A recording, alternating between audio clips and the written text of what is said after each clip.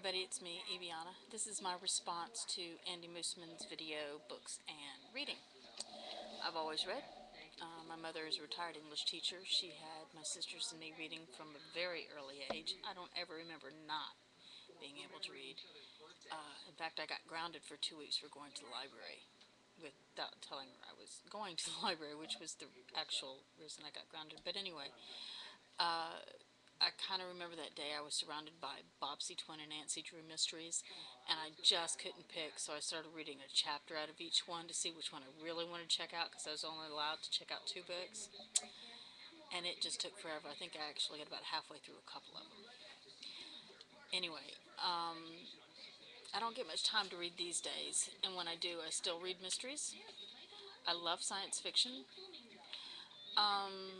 If I'm in a research mood, I'll read biographies or about other places, stuff like that. I'm not really into fiction, the broad sort of fiction. I don't really like spy stories unless it's. I read to relax. I don't need people being eviscerated or. So the murder mysteries that I read, they tend to be a little along the lines of, say, Agatha Christie or Anne George.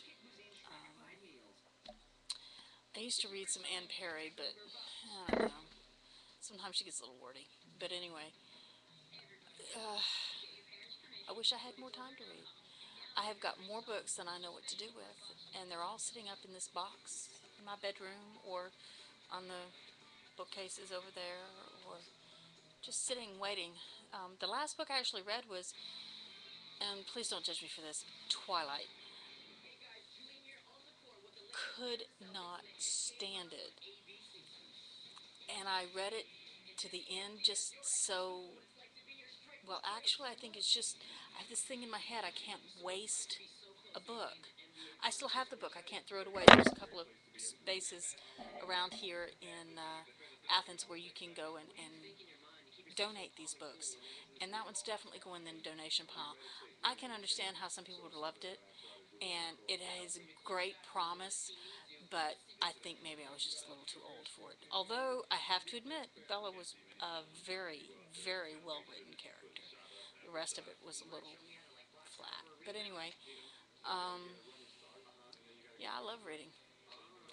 I go on the internet and I go to some of the author sites that they put up their bits, and I'll just read online. And I have to agree that summer is probably the best time to do it. I think in my case it's because I don't have to take people places. There's no more taking children to school. There's no more having to come back. There's no more, as long as I'm out, I'll run this errand, that errand, and the other errand.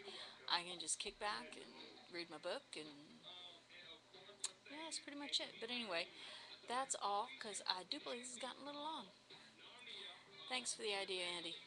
I hope you and your wife have a wonderful summer.